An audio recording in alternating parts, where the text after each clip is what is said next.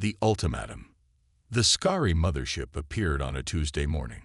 One moment, Earth's skies were clear.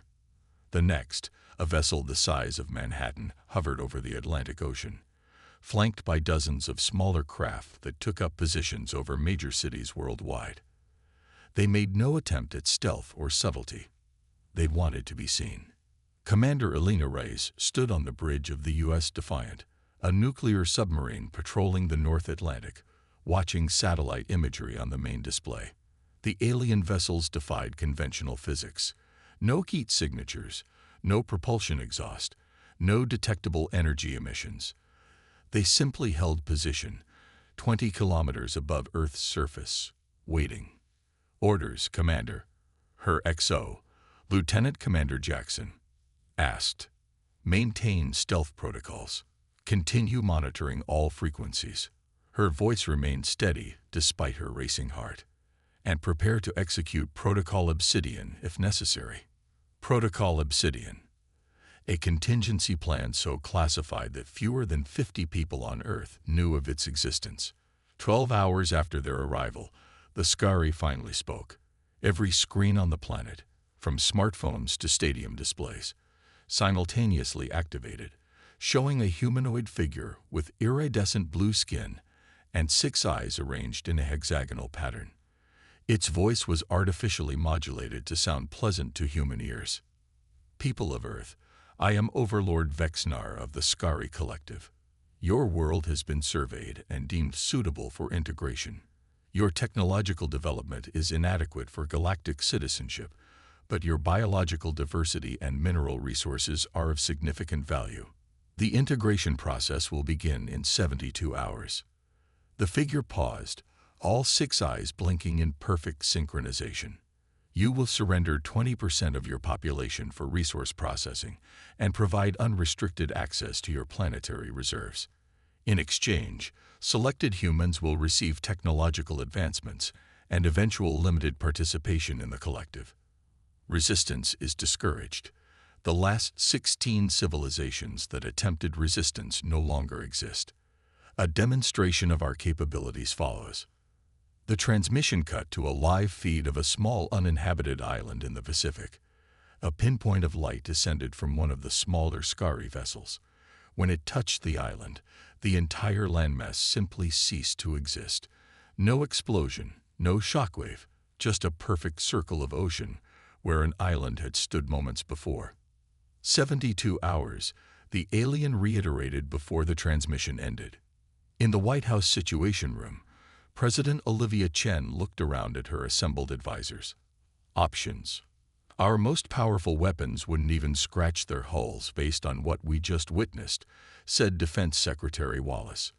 Then we comply, asked the Vice President, his voice shaking. The President's eyes narrowed. No, we activate Prometheus. The room fell silent. Prometheus wasn't merely classified.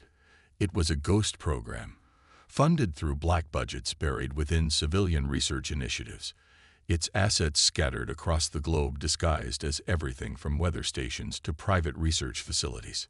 Madam President, General Rodriguez said, Prometheus was designed as a theoretical countermeasure against advanced extraterrestrial threats. It's never been tested in actual combat. Well, General, President Chen replied grimly, it seems the theoretical has become all too real. Make the call.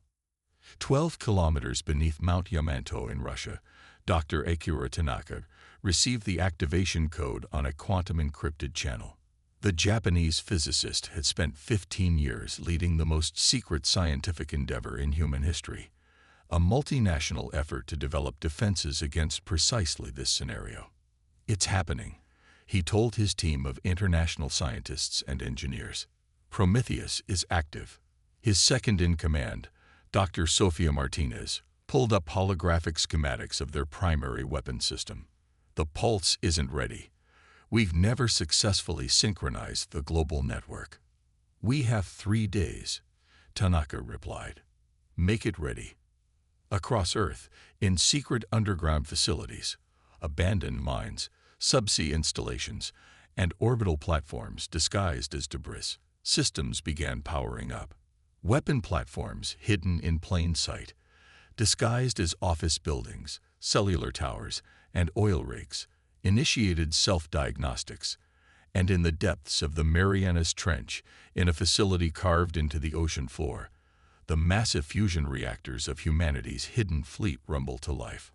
On the surface, the world's governments appeared to be preparing for compliance. Evacuation centers were established, registration systems for the population processing were created, and broadcasts urged calm and cooperation. It was all theater. Commander Reyes received her orders while the Defiant cruised silently beneath the alien armada. The submarine surfaced in a hidden cove off the coast of Norway, where she and a select crew transferred to unmarked helicopters. 6 hours later, she stood before a massive blast door embedded in a mountainside that opened to reveal an underground dock the size of a small city. Inside floated vessels unlike any officially acknowledged by any nation, sleek warships incorporating technology reverse-engineered from a downed scout ship recovered in Antarctica 50 years earlier. The centerpiece was the EDS Phoenix, a battlecruiser twice the size of any publicly known warship, its hull composed of materials that absorbed rather than reflected light. "Commander Reyes," a voice called. The Lena turned to see Admiral Jung, the operational commander of Prometheus. "Welcome to humanity's last line of defense." "Admiral," she saluted. "The Defiant is maintaining surveillance as ordered." "Good. You'll be commanding the Phoenix when we launch. Your crew is assembled and waiting." The Admiral's expression was grim. "But first, there's someone you need to meet." He led her deeper into the facility, to a secure laboratory where Dr. Tanaka was examining holographic representations of the Skari vessels. "Commander," Tanaka nodded, "I've been studying the aliens' energy signatures.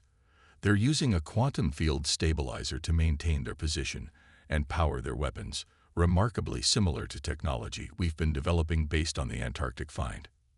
Similar enough that we might have the vulnerability to exploit." Reyes asked. Tanaka allowed himself a small smile. "Precisely. Their quantum fields operate on predictable harmonic frequencies. We've developed what we call the pulse, a synchronized electromagnetic discharge that should disrupt their stabilization fields. Without those fields, their ships will be unable to maintain position or operate weapon systems." "Should?"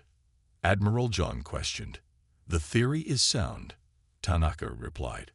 "But we've never tested it against actual Skari technology." "We will soon enough," Reyes said. "What do you need from my team?"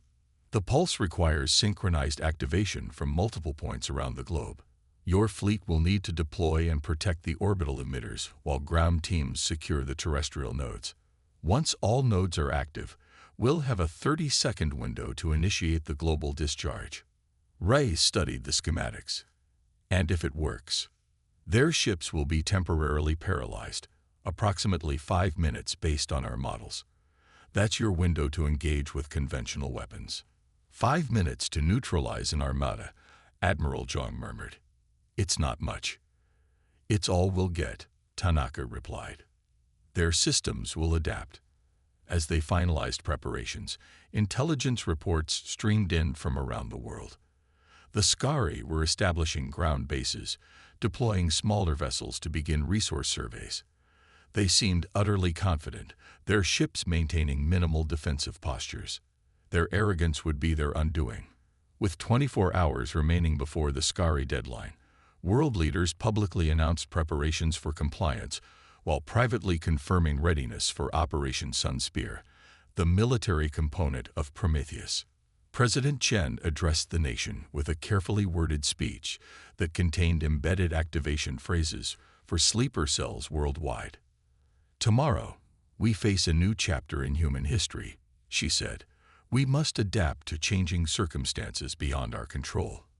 But remember this, through the darkest nights, the sun always returns."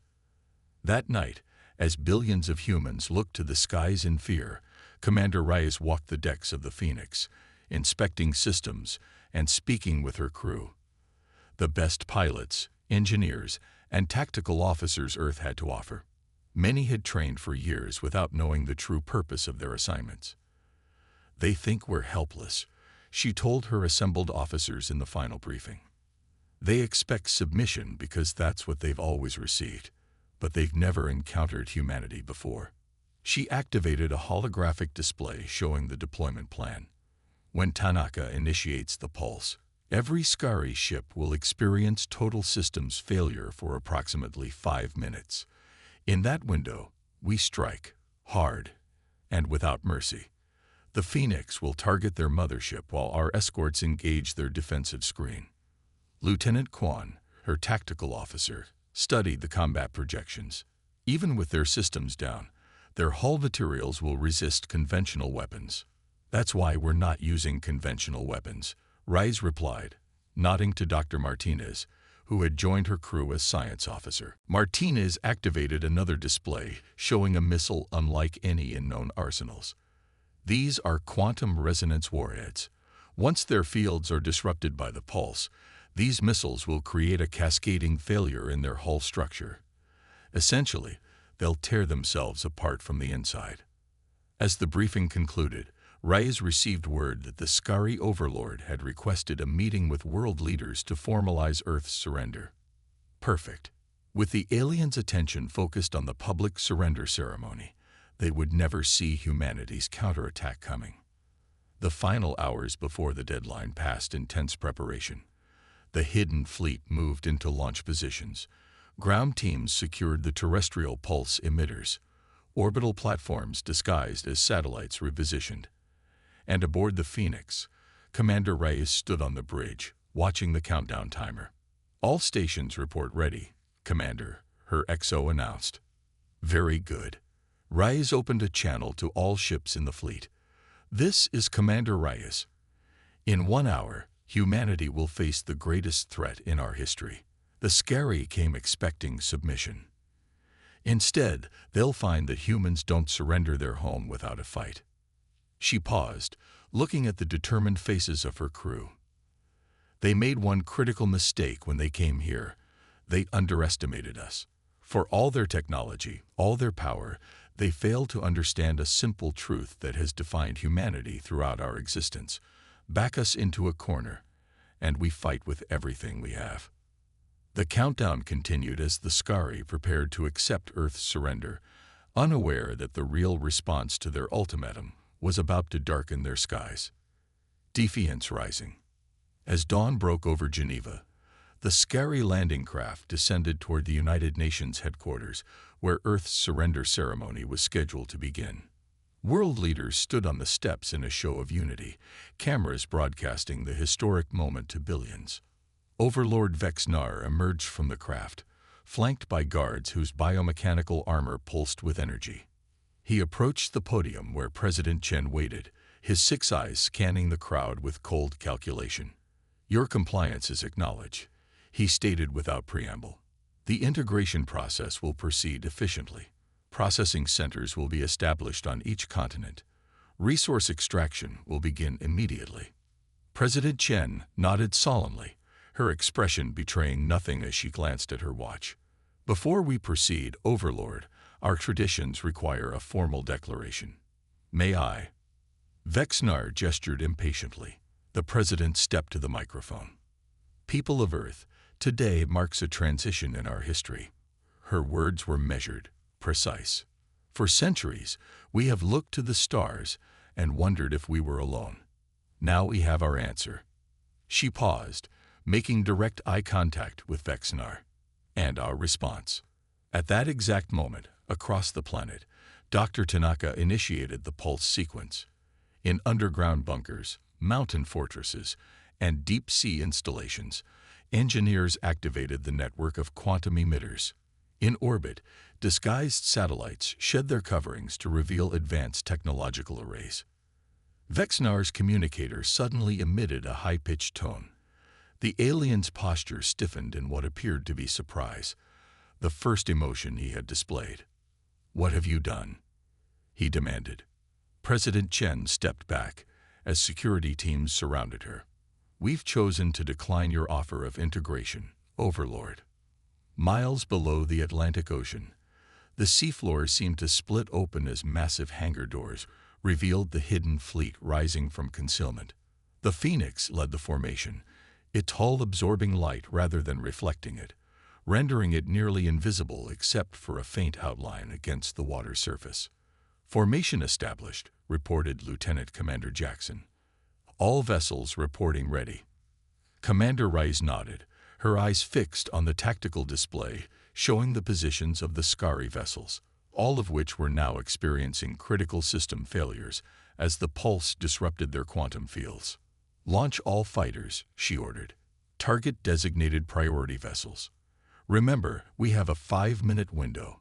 Make every second count." Across Earth's atmosphere, hundreds of advanced fighter craft emerged from hidden bases, their engines leaving no heat signature as they accelerated toward the disabled alien vessels. The Phoenix and its escort cruisers rose from the ocean, water cascading from their massive hulls as they climbed toward the Scari mothership. In Geneva, chaos erupted as Vexnar's guards attempted to return him to their craft, only to discover that it no longer responded to commands. The alien commander hissed something in his native language before a teleportation field enveloped him in crackling energy. For a moment, the field fluctuated unstably. Then he vanished. "Overlord has returned to the mothership," confirmed intelligence in Raya's earpiece. "Pulse effects holding steady. 4 minutes remaining." The Phoenix broke through cloud cover, revealing the full scale of the Scari mothership, a massive structure that seemed to warp light around its edges. With their stabilization fields disabled, several smaller Scari vessels had already begun drifting, their crews unable to maintain their position. "Weapons range in 30 seconds, announced Lieutenant Kwan. Dr. Martinez monitored the quantum readings from her station. "Commander, their fields are destabilizing faster than expected. Their technology is trying to compensate by drawing power from auxiliary systems." "Good," Rice replied. "That means they're vulnerable. All ships, commence attack pattern Omega. Fighters, target their weapon emplacements." The human fleet executed a complex maneuver, separating into attack groups that approached the mothership from multiple vectors. Defense turrets on the Phoenix came alive, firing precise bursts at the drifting Scari vessels, targeting what intelligence had identified as critical junction points. Aboard the Scari mothership, Overlord Vexnar reached his command center to find his crew struggling to restore systems. "Impossible," his chief technician reported. "The humans have generated a quantum resonance field that is disrupting our stabilizers. We never detected this technology during our surveys." "Because they concealed it," Vexnar realized, fury evident in his voice. "Activate emergency protocols. Divert all power to weapons systems." But the emergency routines failed as cascading system failures spread throughout the ship. For the first time in his long existence, Vexnar felt something akin to fear. The Phoenix positioned itself directly beneath the mothership, maintaining a steady ascent path. "Quantum resonance warheads armed," Kwan reported. "Targeting solution confirmed." Rice took a deep breath. "Fire." A series of specialized missiles launched from the Phoenix, their trajectories perfectly calibrated to strike key structural points on the mothership. Upon impact, they didn't explode in conventional terms. Instead, they created synchronized quantum disruptions that interacted with the already destabilized field of the alien vessel. The effect was immediate and catastrophic for the Scari. Sections of the mothership began to shimmer and distort as the quantum resonance cascade spread through its structure. Meanwhile, human fighters executed precision strikes against the smaller vessels, focusing on their propulsion and weapon systems. 3 minutes of pulse effect remaining. Martinez updated. "The mothership is experiencing critical structural integrity failures." Around the world, hidden defense batteries emerged from camouflage, from desert sands, mountain ranges, and ocean platforms, firing specialized electromagnetic pulses at the Scari vessels that had taken position over major cities. The aliens had expected a defenseless, primitive planet ready for harvesting. Instead, they faced a synchronized global defense system that had remained hidden precisely for this moment. All ground-based defensive systems online, reported Admiral Zhang from the command center. Pulse effects maintaining integrity. Dr. Tanaka's calculations were perfect. On the bridge of the Phoenix, Rise watched as the mothership began to break apart, sections of its hull losing cohesion as the quantum cascade spread. Status of the Scari fleet: 82% disabled or destroyed, Quan replied. Remaining vessels are attempting to regroup near the lunar orbit, but our orbital platforms are preventing retreat. A transmission suddenly cut through their communications, distorted but recognizable as Vexinar's voice. This unexpected resistance will be met with consequences. The collective will send reinforcements. Reyes opened a channel to respond. Overlord Vexinar, this is Commander Elena Reyes of Earth Defense Force Phoenix. There won't be reinforcements because there won't be a distress signal. The same technology disrupting your ships is blocking all quantum communications to your collective. She paused, ensuring her next words were perfectly clear. You came to our world expecting submission. You threatened our existence. You demanded our resources and our people. Earth's response should now be evident. We will not surrender. We will not be harvested. We will not be integrated. A new explosion rippled through the mothership as secondary systems failed. The Phoenix maintained position, its weapons trained on the braking vessel. Your mistake wasn't coming to Earth, Rice continued. Your mistake was assuming we would bow to intimidation. Humanity doesn't surrender its home. The transmission from Vexinar, cut off as a massive structural failure, tore through the command center of the mothership. The enormous vessel began to disintegrate, sections falling away into controlled descent patterns where they could be captured for study. A contingency Tanaka had brilliantly included in the attack plan. As the pulse effect began to wane, the remaining Scari vessels attempted to reactivate their systems, only to find human fighters and cruisers already in optimal attack positions. Several tried to flee toward deep space, but the orbital defense network Prometheus had established years earlier prevented their escape. Within 17 minutes of the pulse activation, the battle was effectively over. The Scari invasion force, which had conquered 16 civilizations before Earth, had been decisively defeated. In the aftermath, Commander Reyes stood in the observation deck of the Phoenix, watching recovery teams secure Scari technology from the debris field carefully contained over the Atlantic. Dr. Tanaka joined her, his expression a mixture of relief and contemplation.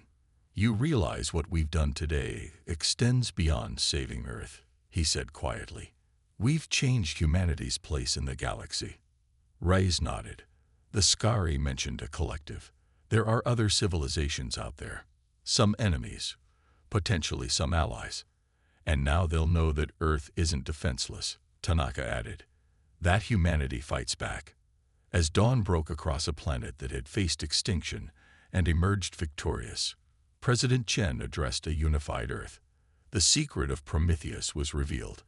How nations that had once been adversaries had worked together for decades, pooling resources and knowledge to prepare for this very day. Today, we sent a message to the stars, she declared. Not one of aggression or conquest, but a clear statement that humanity will defend its home. We remain open to peaceful contact with other civilizations, but never again will any power threaten our existence without consequence. Commander Reyes received new orders that evening. The Phoenix would lead an expeditionary force beyond the solar system, carrying representatives from Earth to seek out civilizations oppressed by the Scari collective, potential allies in what might become a larger conflict. As the Phoenix prepared for its historic journey, Rise addressed her crew one final time. The Scari came expecting our submission. Instead, our warships darkened their skies.